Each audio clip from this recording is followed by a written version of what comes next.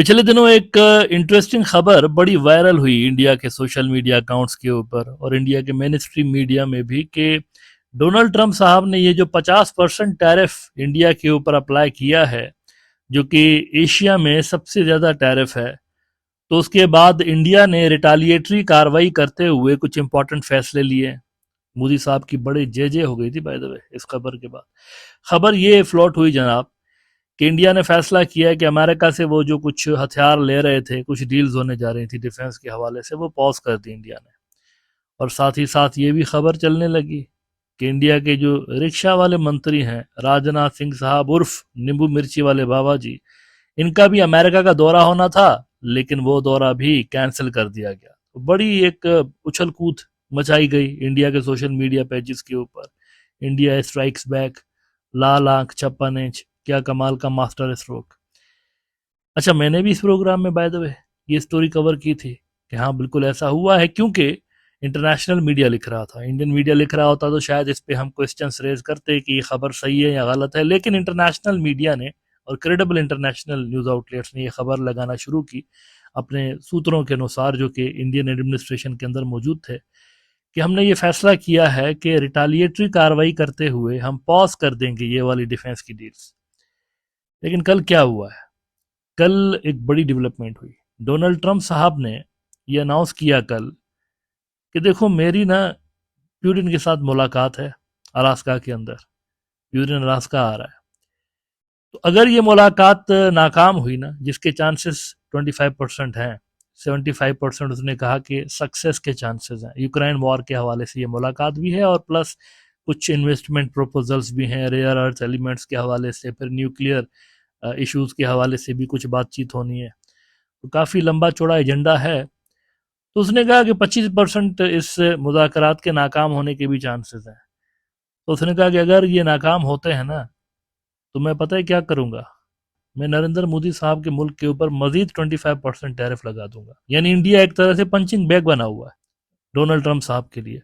उसने कहा अगर प्यूरिट ने मेरी बात नहीं मानी ना, तो मैं मजीद 25% टैरिफ लगा दूंगा इंडिया के ऊपर। अच्छा, जब ये खबर सामने आई तो पता है क्या हुआ न्यू दिल्ली में? वो जो बाबे थे ना, जो कुछ दिन पहले पॉलिसी मेकर्स इंडिया के, साउथ ब्लॉक के बाबे, साउथ ब्लॉक के बाबों ने जब ये सुना ना, तो सॉरी सॉरी करके पीछे दौड़ गए और इंटरनेशनल मीडिया को कहने लगे कि ये आपको किसने बताया है कि हम डिफेंस के वो जो डील्स हैं उसको पॉज कर रहे हैं? ऐसा तो हमने कहा ही नहीं है। डर के मारे उन्होंने अपना स्टांस ही चेंज कर दिया, स्टांस ही चेंज कर दिया 72 आवर्स के अंदर अंदर। नहीं नहीं, ऐसा तो हमने कहा ही नहीं है। हालांकि सारी दुनिया के मीडिया ने लिखा इस पे, इंडिया के मीडिया ने भी लिखा, और वो जो भक्त हजरात हैं वो तो नाच नाच के घुंघरू तोड़ रहे थे सोशल मीडिया के ऊपर।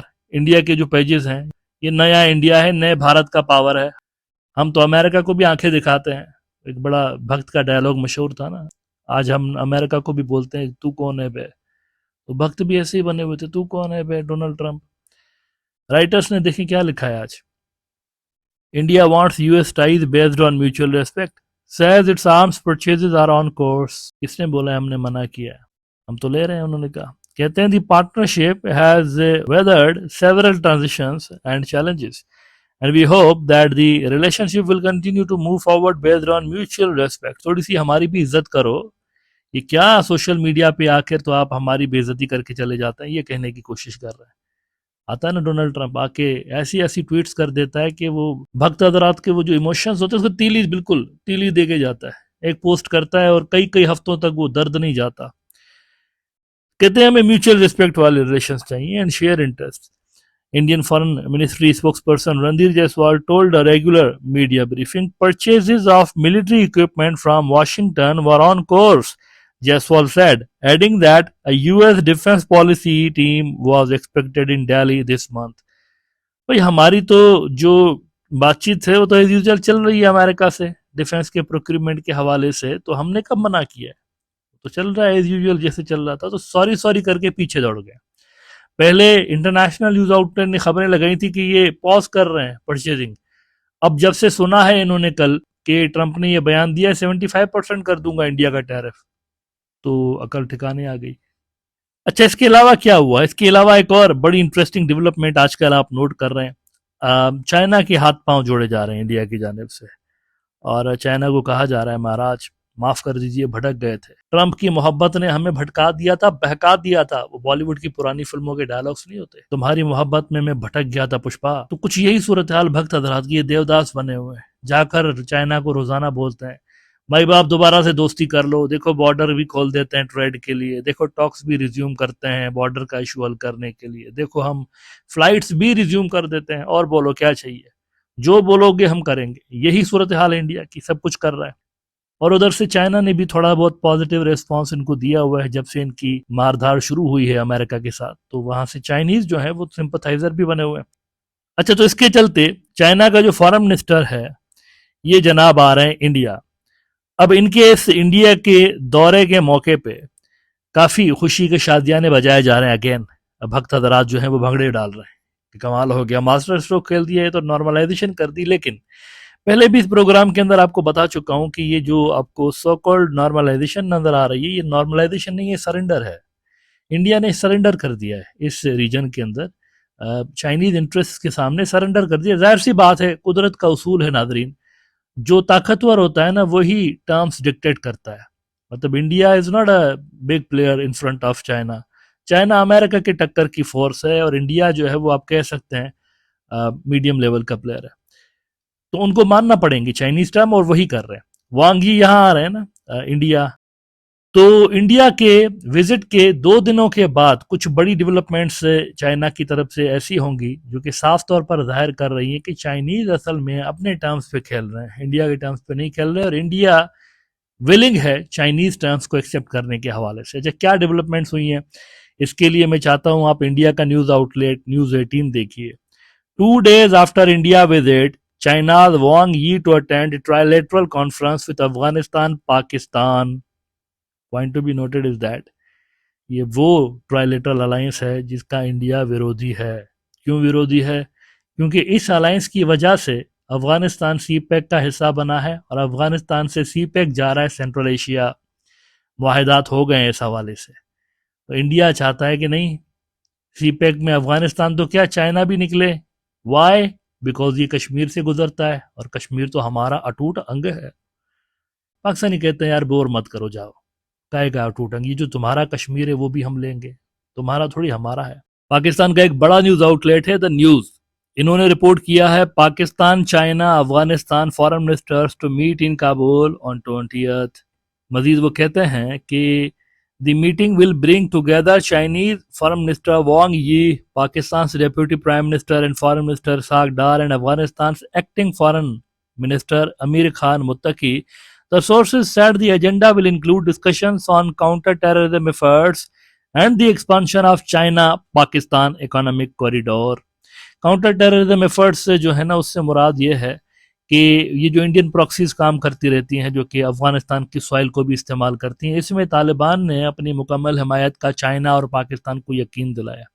तो इस मुद्दे पे बात होगी कि एंटी इंडिया प्रॉक्सीज को कैसे क्रश करना है, और सी पैक के हवाले से बात होगी। सी पैक में अफगानिस्तान की शमूलियत को रोकने के लिए खुद इंडिया के जो फॉरेन मिनिस्टर हैं जयशंकर साहब, जयशंकर जी ने खुद अफगानिस्तान के फॉरेन मिनिस्टर से फोन पे बात की थी, मिन्नतें तरले किए थे कि आप सी पैक का हिस्सा मत बनिए, जो बोलेंगे देंगे आपको, जो मांगोगे देंगे। तो आगे से वही जवाब आया था, चलो यार बोर मत करो। वही जो पाकिस्तानी कहते रहते हैं, वही अफगानों ने भी कहा था यार बोर मत करो, हमने कमिटमेंट कर दी, हम तो जा रहे हैं भाई सी पैक में। अच्छा, इसके अलावा एक और भी बड़ी इंटरेस्टिंग चीज हुई है जो कि देखने लायक है कि ये ट्राइलेटरल अलायंस बना था ना अफगानिस्तान पाकिस्तान और चाइना का, कि दूसरा भी बना था चाइना पाकिस्तान और बांग्लादेश का, तो वो वाला अलायंस भी मजबूत होता जा रहा है। देख रहे हैं, ये तमाम डेवलपमेंट्स वो हैं जहां पर इंडिया को कंसर्न्स थे कि चाइना ये क्यों कर रहा है, ये क्यों कर रहा है, तो वो तमाम चीजें तो हो रही हैं।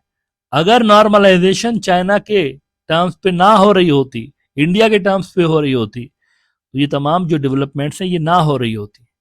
समझ रहे हैं, ये रीजन में जो कुछ भी हो रहा है ना वही हो रहा है जो कि चाइना के डिजाइन हैं, जो कि चाइना चाहता है और इंडिया नहीं चाहता। लेकिन फिर भी इंडिया की तरफ से कहा जा रहा है आइए दोस्ती करते हैं, विच मीन्स कि इंडिया तस्लीम कर चुका है कि हाँ ठीक है, आपका ये जो रीजनल ऑर्डर है वी एक्सेप्ट दिस। दूसरी बड़ी खबर देखिए, अरब न्यूज के अंदर छपी है आज, Pakistani Prime Minister welcomes revival of bilateral mechanisms with Bangladesh, calls for sustaining momentum.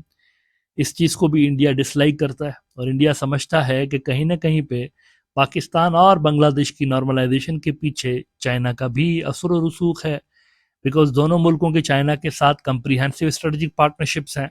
तो इन दोनों मुल्कों के दरमियान भी रिलेशंस आपको स्ट्रांग होते हुए नजर आ रहे हैं। अरब न्यूज ने मजीद लिखा, Sharif meets Dhaka envoy, says keen to expand cooperation in political, economic, and cultural spheres. Fall of Sheikh Hasina has created opening for Pakistan and Bangladesh to move past decades of frosty ties.